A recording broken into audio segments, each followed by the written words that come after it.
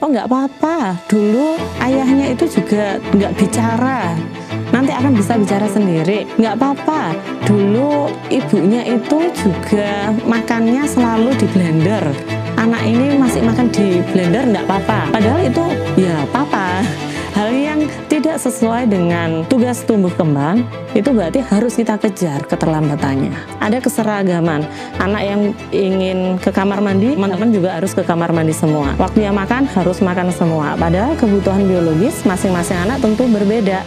Ada anak yang saat itu ingin makan, ada anak yang saat itu belum ingin makan. Dan di sini saya merasa harus menyajikan sebuah lembaga, sebuah wadah yang mengakomodir kebutuhan anak. Karena kita tahu anak usia dini itu sifatnya unik. Saya ingin menjadi bagian fondasi pendidikan anak usia dini. Karena dengan turut sertanya saya mengambil sebuah kesempatan membersamai mereka-mereka yang kelak akan memiliki peran dalam peradabannya.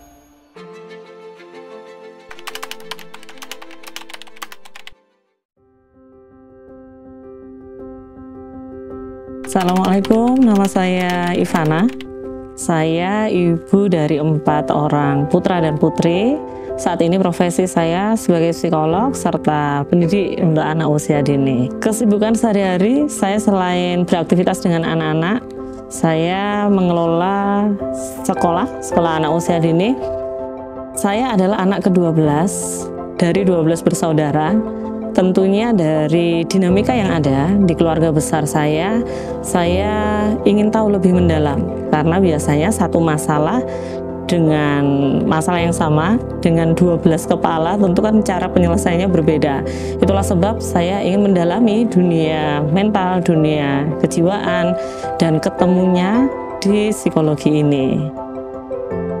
Background pendidikan psikologi saya yang mempelajari tentang dunia tumbuh kembang.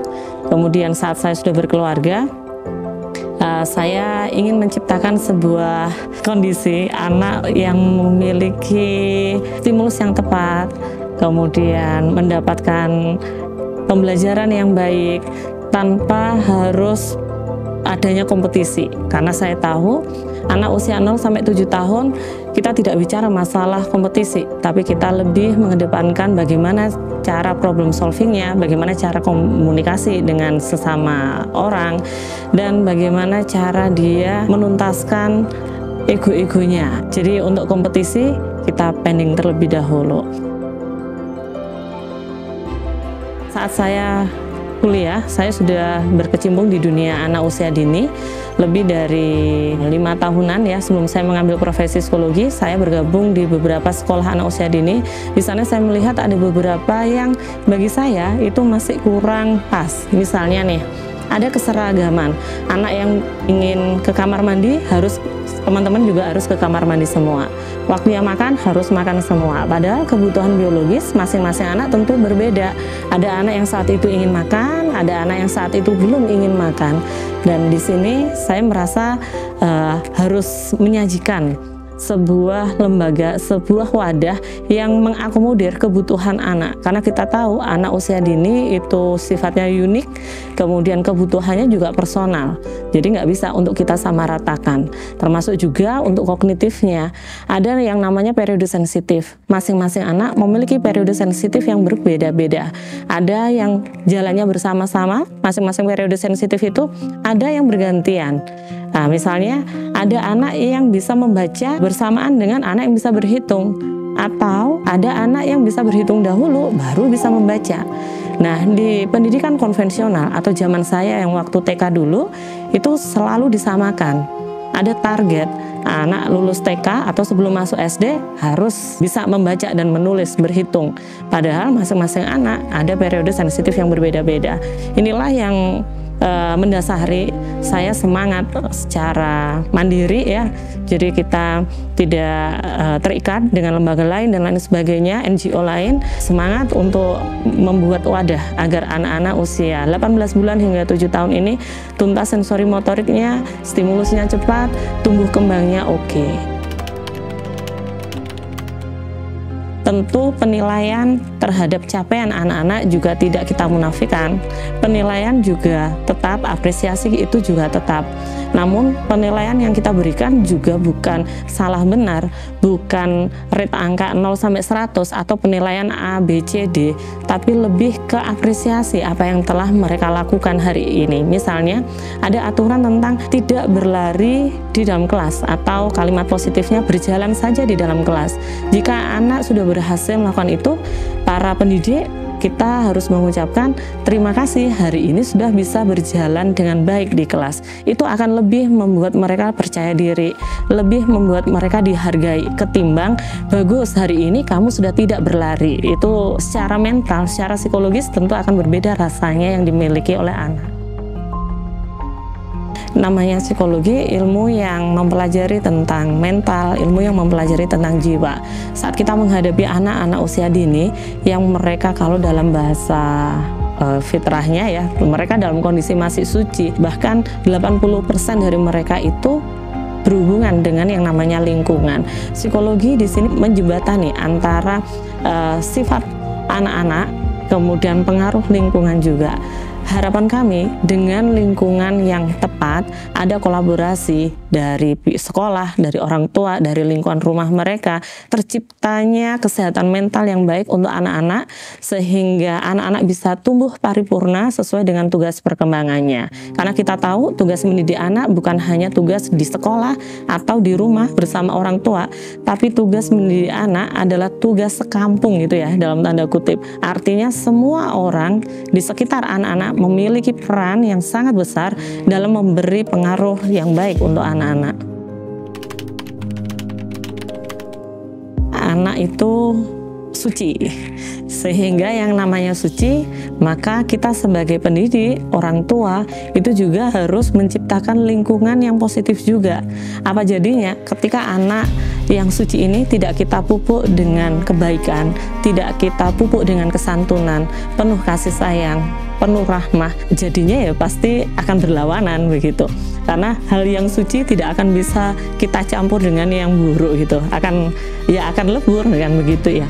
Sehingga ketika kita memahami bahwasanya anak itu suci dan kita yang punya andil memberikan pengaruh kepada mereka, maka kita tentu punya motivasi yang besar menjadikan anak-anak berada di lingkungan yang positif.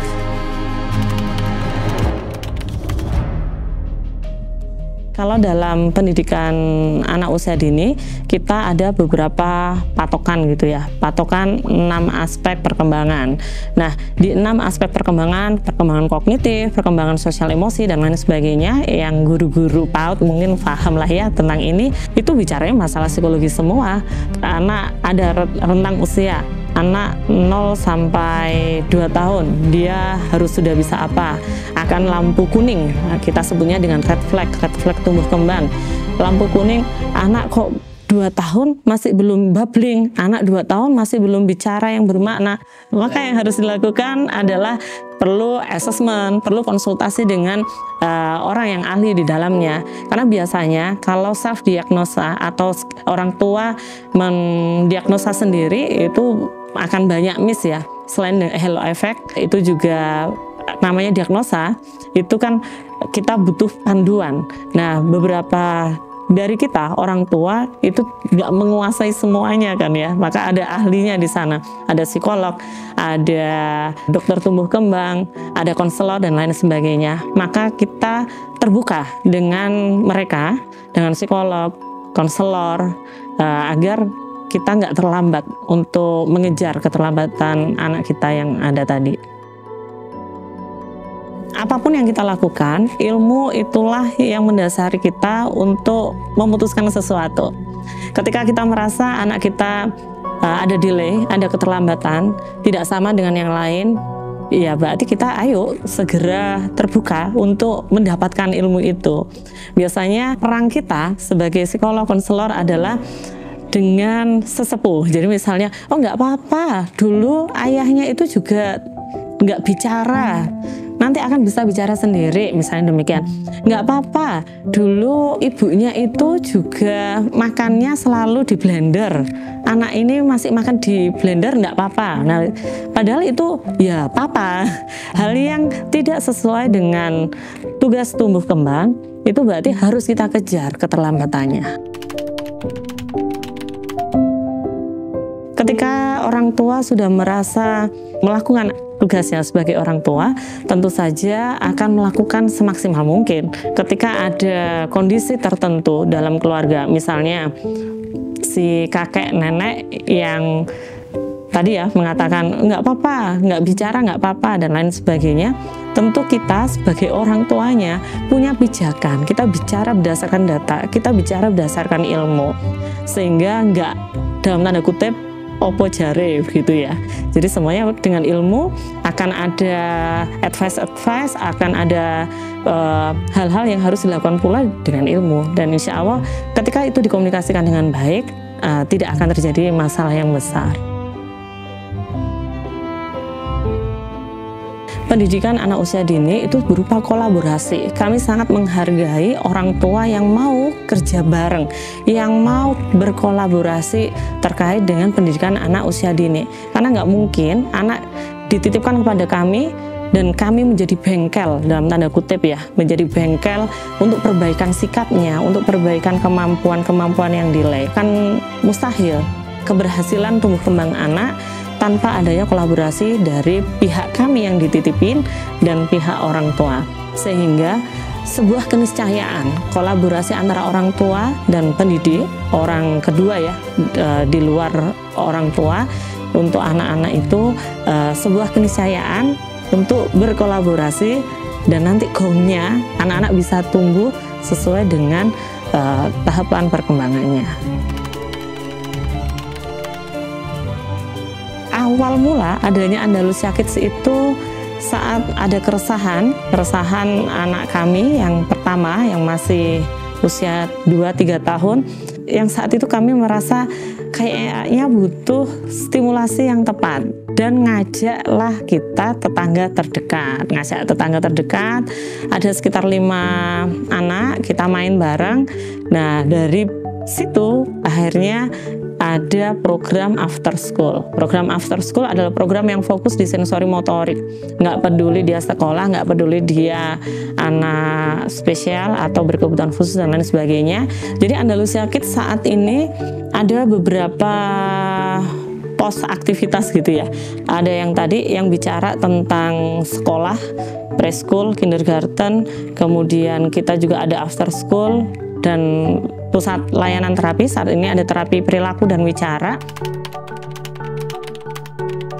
Nah, alhamdulillah animo masyarakat sangat bagus sekali. Waktu itu kami ada di Ndau, dan tempat kegiatan kami itu saya minta kepada suami di ruang tamunya, kami minta lokal ruang tamu kantor untuk kami jadikan tempat stimulus. Animo masyarakat bagus, saya minta lagi 1 ruangan, hingga akhirnya kantor tersebut kami akuisisi untuk program After School Andalusia. Kantor suami sudah pindah ke tempat lain. Berkembang setahun, alhamdulillah animo juga semakin besar. Daerah Saujajar peminatnya semakin banyak, sulfat. Akhirnya atas izin Allah kami buka di cabang sulfat. Cabang sulfat kita memberanikan diri untuk membuka program yang lebih luas lagi jangkauannya, program preschool. Di sana berangkat hanya dari 12 anak untuk program preschool. Yang 1 anak saya, jadi dia PP dari Ndau ke Sulfat. Sebagai apa ya? Sebagai penyemangat akan hadirnya program baru. Setelah dari Sulfat, alhamdulillah Allah izinkan kami pindah di Merjosari, dan saat ini kami sudah memiliki 7 lokal kelas untuk kelas paginya. Kelas sore itu kita mulai dari jam 2 siang sampai jam 5 sore. Sampai di sana alhamdulillah Allah kasih kami banyak hal kemudahan, dan ada program terapi. Program terapi ini tentu saja kita memfasilitasi kebutuhan anak-anak berkebutuhan khusus yang membutuhkan stimulus wicara dan perilaku.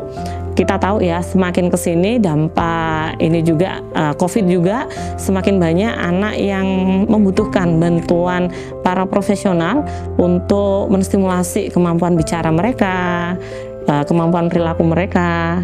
Jumlah anak yang kami terapi saat ini ada sekitar 37 anak dengan diagnosa yang beragam. Ada autis, ADHD, speech delay, CP, dan lain sebagainya. Kalau di total semua program sekitar, belum banyak sih ya, masih sekitar 300-an lah. Itu belum termasuk kelas isi dental ya, seperti futsal for kids, playdate, dan lain sebagainya.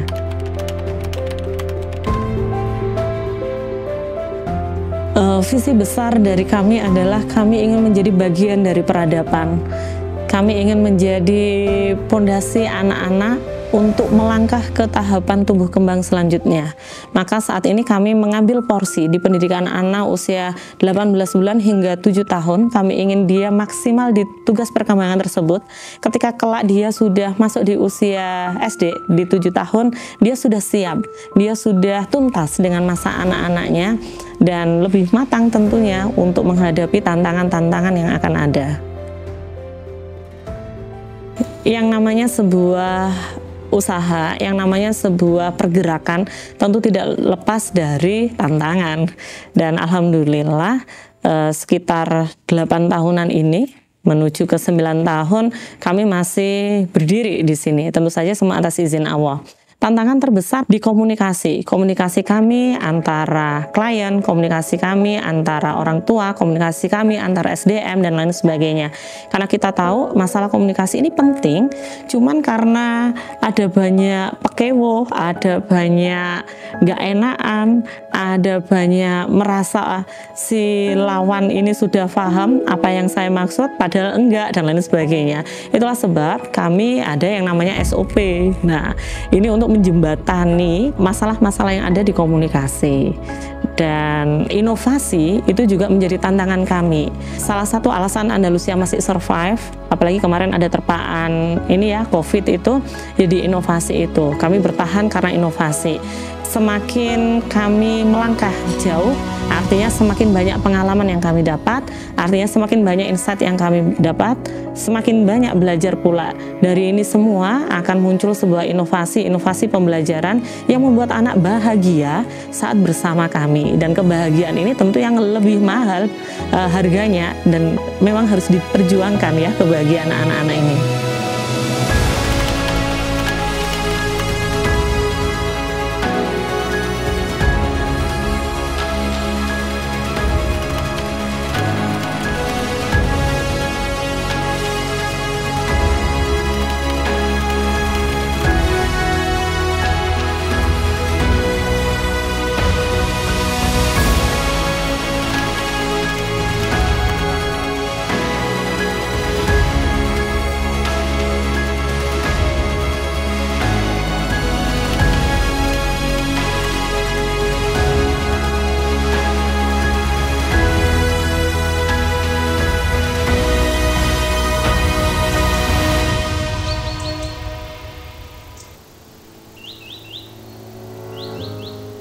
Saya pernah punya klien after school, jadi kami masih awal-awal. Si anak ini usia 7 tahun, itu adalah siswa spesial pertama kami. Saya masih belum lulus profesi psikolog, artinya saya juga sangat belajar kepada si anak ini. Datang ke ekonomi menengah ke atas enggak, tapi ibunya luar biasa, punya semangat yang tinggi agar si anak bisa terkejar ketertinggalannya. Diagnosanya adalah autis. Diagnosa autis tingkat keparahan level kedua lah, level 2, level 3. Sehingga masalah komunikasi, masalah sosial emosi, kemudian dan banyaklah keterlambatan dia. Pertama datang, kontak mata sangat lost. Saya yang waktu itu masih tahapan belajar, ada usaha bagaimana caranya agar si anak ini, saya ada bonding, saya ada kelekatan dengan dia.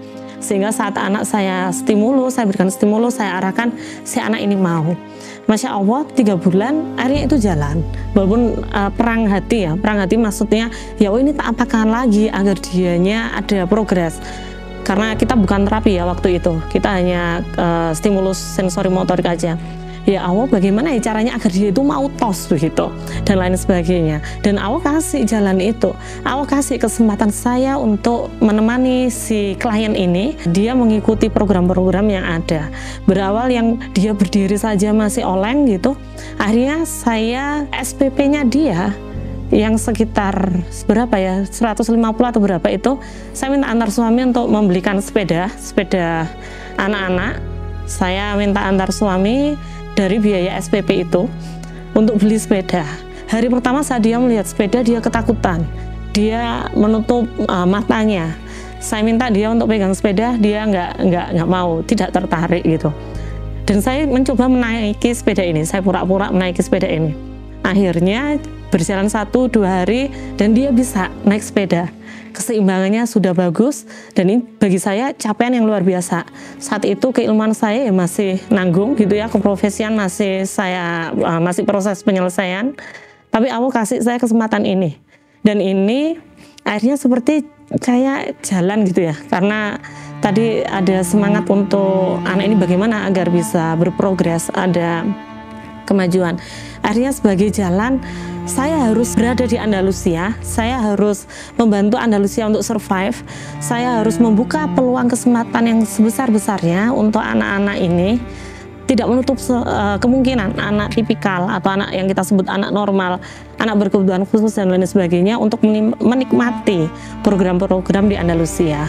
Jangan menyerah untuk belajar, kesempatan itu terbuka lebar. Terkadang kita sendiri sebagai orang tua yang memiliki anak spesial yang menutup diri, ini nggak bisa, kenapa kok anakku begini dan lain sebagainya. Padahal kita yakin Allah itu saat menitipkan anak-anak yang spesial ini tentu ada jalan yang terbentang luas untuk mendampinginya. Jadi menyerah dan berputus asa itu ayo kita sama-sama hilangkan.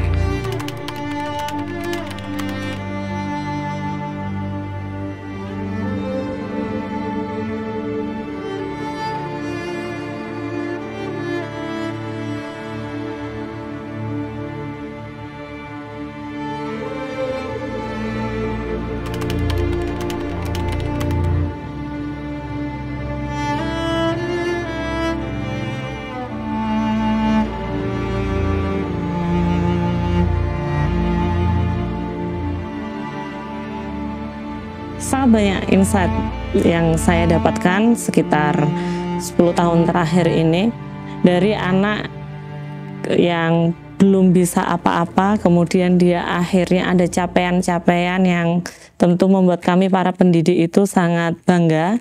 Seperti misalnya saat bergabung dengan kami, si anak belum bisa berkomunikasi baik, kemudian selang 2 bulan, 3 bulan mereka sudah memiliki kepercayaan diri. Nah, ini yang membuat kami sangat menikmati capaian-capaian yang ada dalam proses pendidikan anak usia dini.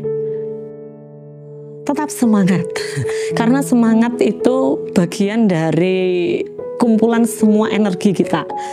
Kalau kita semangatnya positif, energi yang ada itu juga positif. Tapi kalau kita semangatnya adalah semangat ngersuloh, semangat mengeluh, maka energinya adalah energi negatif. Dan ini ya akan ngefek banget kepada anak-anak yang butuh pendampingan khusus tadi. Ekspektasi yang tinggi itu akan menyesatkan kita sebagai orang tua yang memiliki anak, sehingga memiliki ekspektasi yang standar berdasarkan Quran dan hadis, bagaimana orang tua memperlakukan anak, bagaimana anak memperlakukan orang tua. Lalu juga kita berpedoman pada ilmu, karena kalau nggak pakai ilmu lagi kan ya kita kayak melangkah tanpa cahaya gitu ya. Di psikologi atau di dunia tumbuh kembang itu ada yang namanya red flag, ada tugas tumbuh kembang. Kalau kita punya buku kesehatan yang merah muda untuk anak-anak, itu kita ada bisa lihat ya, ada tahapan-tahapannya di sana. Nah, kita patokannya di sana, sehingga kita nggak mudah untuk membandingkan anak. Oh, anakku belum bisa begini, anaknya sana kok sudah bisa, atau sebaliknya. Anak saya loh bisa begini, membangga-banggakan diri anak kita, padahal itu adalah hal yang biasa seperti itu. Untuk orang tua, yakinlah kalau Allah sudah memberikan kita titipan anak, maka yang punya tugas utama belajar bukan anak-anak kita, tapi adalah orang tua. Sehingga ada belajar hingga liang lahat. Nah, seyogianya ini adalah pembelajaran kita sebagai orang tua untuk mendidik anak-anak kita. Terus berbuat baik, terus semangat, tidak pantang menyerah terhadap tugas kita sebagai pendidik.